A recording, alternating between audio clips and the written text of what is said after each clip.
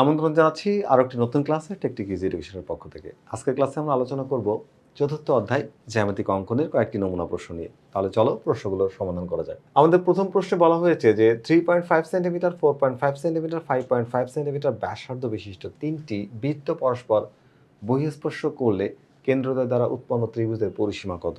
প্রথমে আমি পরিসীমাটা একদম শর্টকাটে তোমাদের একটু বের করে দেখাই, তারপরে বিস্তারিতভাবে এটাকে তোমাদেরকে একটু সামনে উপস্থাপন করব। প্রথমে হচ্ছে, যেহেতু এটা এমসিকিউ, আমাদের একদম হাতে সময় থাকে না, 1 মিনিট করে সময় থাকে প্রত্যেকটা এমসিকিউর জন্য। তো এইখানে যদি এরকম তিনটা বৃত্ত পরস্পর বহিঃস্পর্শ করে, তাহলে তুমি কি করবা? 2 ইন্টু জাস্ট এগুলোকে যোগ করে দিবা। 3.5 প্লাস 4.5 প্লাস 5.5, এটা হিসাব করে তুমি যা পাবা তাই হচ্ছে আমাদের পরিসীমা হয়ে যাবে ত্রিভুজের।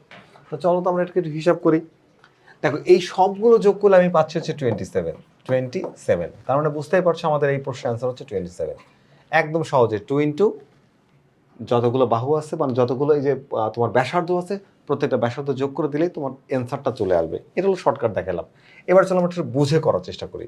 আমাদের প্রশ্নে বলা হয়েছে তিনটা বৃত্ত পরস্পর বহিঃস্পর্শ করবে। তাহলে আমরা তিনটা বৃত্ত নিব যার ব্যাসার্ধগুলো আমাদের জানা। একটা বৃত্ত হচ্ছে এই নাও একটা বৃত্ত। তারপরে আমরা যদি আরেকটা বৃত্ত নেই, মনে কর এই যে আরেকটা বৃত্ত, তিনটা বৃত্ত কি হবে? পরস্পর বহিঃস্পর্শ করবে। এই আরেকটা বৃত্ত, তিনটা বৃত্ত পরস্পর বহিঃস্পর্শ করলো। একটু খেয়াল করে দেখো, আমাদের তথ্যে বলা হচ্ছে কি যে একটা বৃত্তের ব্যাসার্ধ হলো 3.5 সেন্টিমিটার। তো মনে করো যে এই বৃত্তের কেন্দ্র হচ্ছে এ, আর এই বৃত্তের কেন্দ্র হলো বি, আর এই বৃত্তের কেন্দ্র ধরলাম সি। ওকে, তো এটার ব্যাসার্ধ কেন্দ্র থেকে পরিধি পর্যন্ত দূরত্বকে আমরা বলি ব্যাসার্ধ। তাহলে এটা হচ্ছে 3.5। আবার এই ব্যাসার্ধটা কত? ধরো এটা 5, এই 5.5, এই যে 5.5। তাহলে এদিক থেকে যদি ব্যাসার্ধ টানো, এটা হবে 5.5, আর এটাকে ধরবো 4.5। সি কেন্দ্র বিশিষ্ট বৃত্তের ব্যাসার্ধ হচ্ছে 4.5। আবার ধরো এটা হচ্ছে 3.5, কেন্দ্র থেকে পরিধি পর্যন্ত দূরত্ব ব্যাসার্ধ, আর এটা হচ্ছে 4.5। খেয়াল করে দেখো, এখন সবগুলোকে যোগ করলে আমরা পেয়ে যাবো ত্রিভুজের পরিসীমা। এই দেখো, 3.5 যদি আমি এবির দৈর্ঘ্যটা বের করতে চাই, তাহলে এবি সমান কি হচ্ছে? 3.5 হচ্ছে 5.5, তাহলে আমরা পাচ্ছি কত? 9। এরপরে দেখো, তুমি যদি এসির ভ্যালুটা বের করো, এসির ভ্যালু, তাহলে পাচ্ছ কত বলো তো? তুমি পাচ্ছ 4.5 আছে 3.5, তাহলে এখানে তুমি পাবো হচ্ছে 8। আর এখানে কি আছে বলো তো? তোমার হচ্ছে এই বিসির ভ্যালুটা, বিসি সমান কত পাচ্ছ বলো তো? বিসি সমান তুমি পাচ্ছ হচ্ছে 5.5 আর হচ্ছে 4.5, তুমি যোগ করে দাও, তাহলে পাবা 10। তাহলে এই সবগুলোকে যোগ করো, 9 প্লাস 8 প্লাস 10, তাহলে 8, 16, 17 আর 10, 27, 27। দেখো চলে আসছে আমাদের পরিসীমা। এভাবেও বের করতে পারো তুমি চাইলে, একটু সময় বেশি লাগবে। আর তোমাকে যেটা বললাম 2 ইন্টু যে সবগুলো বাহুকে যদি যোগ করে দাও, এবি, তোমার এবি না, ব্যাসার্ধগুলোকে যোগ করে দেবে। 3.5 প্লাস হচ্ছে 4.5 প্লাস হচ্ছে 5.5, এই সবগুলোকে যোগ করে দিলেও তুমি দেখবা যে এই পরিসীমাটাই পেয়ে যাচ্ছ। চলো পরের প্রশ্ন চলে যাই। যদি আমরা পরের প্রশ্নটি দেখি, আমাদের পরের প্রশ্নে বলা হচ্ছে যে ত্রিভুজ এবিসি এর যা বি কোণটা হচ্ছে 90 ডিগ্রি, কোণ এ হলো 60 ডিগ্রি, আর এডি বিডি এসি এর উপর লম্ব। তাহলে আমরা যদি একটা ত্রিভুজ এখানে একটু এঁকে নিই, ধরো যে ত্রিভুজের কথা আমাদের প্রশ্নে বলা হচ্ছে, তো ত্রিভুজটা হচ্ছে একটা সমকোণী ত্রিভুজ, যেখানে এ কোণের মানটা হলো 60 ডিগ্রি। ভালো কথা। তো আমরা এই ত্রিভুজের এ কোণটাকে এখানে দিই এ 60 ডিগ্রি, আর বি হচ্ছে সমকোণ, তাহলে এটাকে তুমি দাও হচ্ছে সি। আচ্ছা, খেয়াল করো, এবারে বিডি হচ্ছে এসি এর উপর লম্ব, তাহলে বি বিন্দু থেকে একটা লম্ব টেনে দাও এসি এর উপর, এই যে লম্ব, বিডি লম্ব এসি, এই যে এটা হচ্ছে লম্ব। আচ্ছা, তো এখন কি বলা হচ্ছে? কোণ এ সি বি ডি সমান, আমাদের এই কোণটা কিন্তু 60 ডিগ্রি বলা হয়েছিল, 60 ডিগ্রি। খেয়াল করে দেখো, প্রথমে মূল ত্রিভুজটা, এই কোণটাও 90 ডিগ্রি। এখন ত্রিভুজ এবিসি এর যদি এ কোণটা 60 ডিগ্রি হয়, তাহলে আর বি কোণটা তো 90 ডিগ্রি প্রশ্নে বলা আছে, তাহলে এই সি কোণটা কত ডিগ্রি হবে? 30 ডিগ্রি। কারণ আমরা জানি ত্রিভুজের সূক্ষ্মকোণ দ্বয়ের সমষ্টি হচ্ছে এক সমকোণ। তার মানে কোণ সি আর কোণ এ যোগ করলে হবে 90 ডিগ্রি, আর বি কোণটা 90 ডিগ্রি, এই মোট হচ্ছে 180 ডিগ্রি। এরপরে দেখো, কোণ এসিডি এর কথা বলা হচ্ছে, এসিডি। দেখো অ্যাঙ্গেল এসিডি বলতে কোনটা বোঝাচ্ছে? এইটা বোঝাচ্ছে। এই কোণটাকে বলা হচ্ছে 60 ডিগ্রি। আমরা একটু খেয়াল করি, যদি এই কোণটা 90 ডিগ্রি হয়, তাহলে এই পাশের এই কোণটা, এটাও 90 ডিগ্রি। দেখো সমকোণী ত্রিভুজের ক্ষেত্রে, আমরা যে কোনো ত্রিভুজের ক্ষেত্রে তিন কোণ সমষ্টি 180 ডিগ্রি। দেখো এটা 30 আর এটা হচ্ছে 90, কত হয়? 120। তোমার হচ্ছে 30 যোগ 90, তাহলে কত হচ্ছে? 120। তাহলে এখানে কোণটা কত ডিগ্রি হবে? 180 মাইনাস 120 সমান সমান 60 ডিগ্রি। এই যে আমরা পেলাম কত? 60 ডিগ্রি। তাহলে এই কোণটা 60 ডিগ্রি। ঠিক আছে, ওরা কিন্তু ঠিক বলেছে। তার মানে আমাদের এই তো প্রথম তথ্যটা কি? এই তথ্যটা সঠিক, মানে 1 নম্বর তথ্যটা হচ্ছে সঠিক। এবার 2 নাম্বারটাই বলা হচ্ছে কি যে AD is to AB. AD is to AB, চলো আমরা একটু এডি আর এবি কে বোঝার চেষ্টা করি।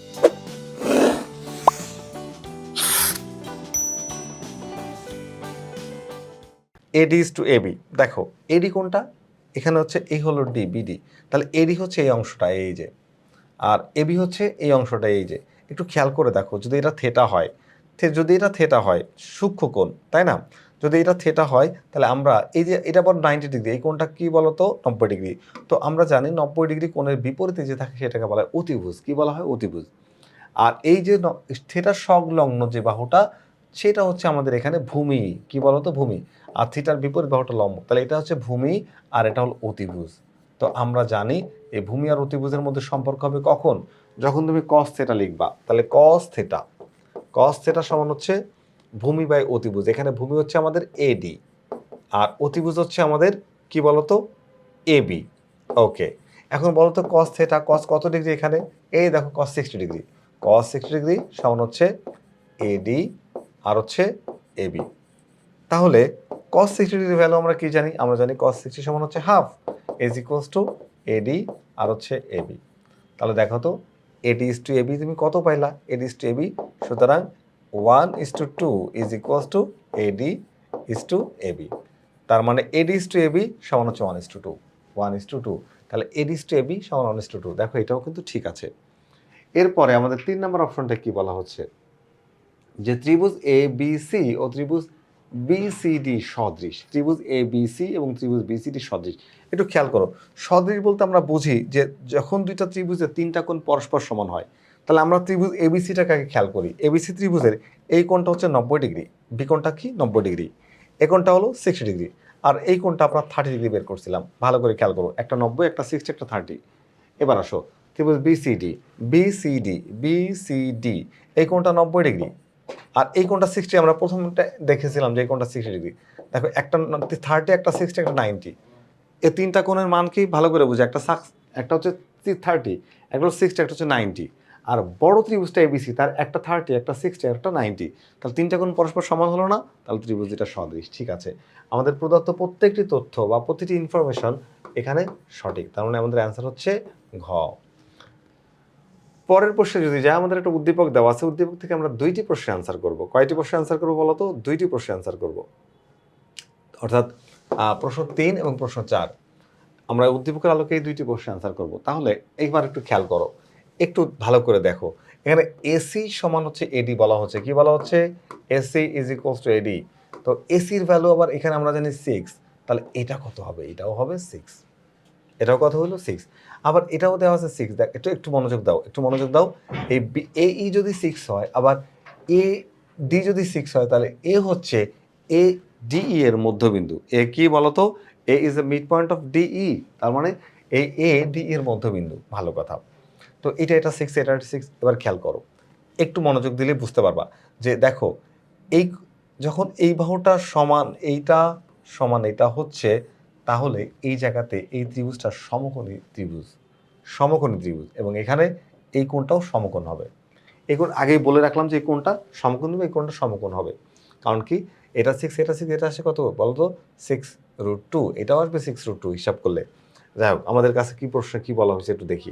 তাহলে কোণ এডিসি এর মান কত? কোণ এডিসি, এডিসি এই কোণটার মান চাচ্ছে। ভালো করে বুঝো।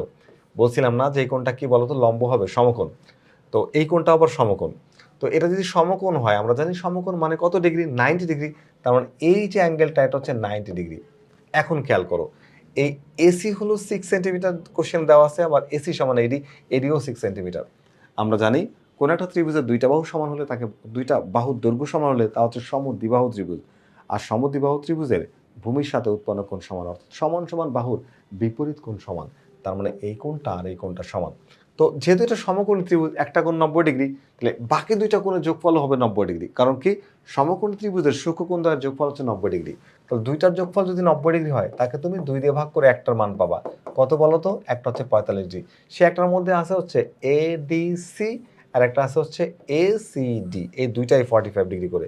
আমাদেরকে বের করতে বলা হচ্ছে এডিসি, আর এডিসি কত? 45 ডিগ্রি। তথ্য ঠিক আছে, কোনো অসুবিধা নেই। এবার আমরা নেক্সট কোশ্চেনে আসবো। বলছে কি ত্রিভুজ এডিসি ও ত্রিভুজ এইসি এর ক্ষেত্রফল তার অনুপাত কত? ভালো করে খেয়াল করো। ক্ষেত্রফল তার অনুপাত দেখো, এটা 6 এটা 6, এটা কত? 6√2 পিথাগোরাস সূত্র দিয়ে। কারণ কি দেখো, এখানে তুমি হচ্ছে পিথাগোরাস সূত্রকে অতিভুজের উপর স্কোয়ার মানে হচ্ছে 6√2 স্কোয়ার, এটা করলে যা পাবা সেটা তুমি পাবা 36 গুণ 2 72। আর এখানে তুমি 6 স্কোয়ার প্লাস 6 স্কোয়ার করলেও তুমি পাবা হচ্ছে 72। এখানে দেখো 6 স্কোয়ার করলে কত পাবা? এখানে তুমি যেটা আসবে 6√2 আসবে। ঠিক আছে, 6√2। তাহলে আমরা দেখলাম যে দেখো এই দুইটার বর্গ এইটার বর্গের সমান, তাই না? তাহলে দুইটার বর্গ বর্গের সমান হলে এইখানে মানটা কত আসছে? তো এখান থেকে যে মানটা আমরা পেলাম 6√2, এই বাহুর দৈর্ঘ্য হচ্ছে 6√2। এটা পিথাগোরাস সূত্র দিয়ে দেখলাম যে এইটা হিসাব করলে যা হয় এই দুইটার বর্গ করলেও তাই হয়। তাহলে এই দুইটার বর্গ করার পরে যদি এই পাশে রুট করে দাও তাহলে তুমি এখানেও পাবা কি বলো তো? 6√2। কারণ কি দেখো, এটাও 6 এটাও 6 আবার এটাও 6, যদি দুইটা বাহু 6 6 করে হয় সমদ্বিবাহু ত্রিভুজ, সমকোণী সমদ্বিবাহু ত্রিভুজের, সেক্ষেত্রে অতিভুজা হচ্ছে 6√2। তো এইটাও তো তাই, 6 আর 6, তাহলে ওটা হবে 6√2। এখন খেয়াল করে দেখো, এই ত্রিভুজের 3টা বাহুর দৈর্ঘ্য আর ওই ত্রিভুজের 3টা বাহুর দৈর্ঘ্য পরস্পর সমান, আবার কোণগুলোও সমান। তার মানে ত্রিভুজ দুইটা সর্বসম। ত্রিভুজ দুইটা কি? সর্বসম। আমরা জানি যে ত্রিভুজ সর্বসম হয়, অর্থাৎ ত্রিভুজ এখানে ত্রিভুজ এ ডিসি সর্বসম ত্রিভুজ এইসি। দুইটা ত্রিভুজ যখন সর্বসম হয় তাদের অনুরূপ বাহু, অনুরূপ কোণ এবং ক্ষেত্রফল সব সমান হয়ে যায়। তাহলে এই যে ত্রিভুজের ক্ষেত্রফল আর এই ত্রিভুজের ক্ষেত্রফল সমান হলে লেখা যাবে 1:1, কারণ এখানে 1 আর 1 সমান আর বাকি কেউ সমান নাই, তাহলে এটাকে 1:1 লেখা যাবে। অর্থাৎ এই ত্রিভুজ দুইটার ক্ষেত্রফল সমান হয়ে যায়, তাহলে আমি এদেরকে লিখতে পারি 1:1। তো আজকের পর্বে আমরা এই 4টি নমুনা প্রশ্ন নিয়ে আলোচনা করলাম। আশা করি তোমাদের ক্লাসটি ভালো লেগেছে। পরবর্তীতে আবারও দেখা হবে নতুন কোনো গাণিতিক সমস্যার সাথে। ততক্ষণ পর্যন্ত ভালো থেকো। আল্লাহ হাফেজ।